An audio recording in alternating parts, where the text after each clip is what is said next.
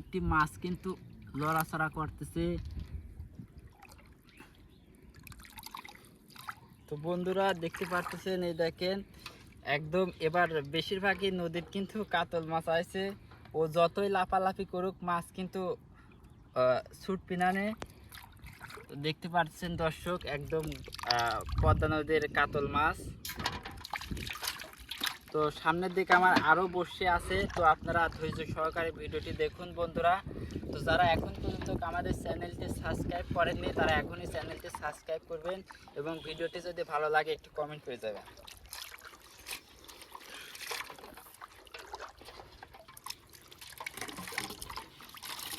তো বন্ধুরা সামনে আর একটা বোতল দেখা যাচ্ছে, তো দেখি বোতলের কি অবস্থা।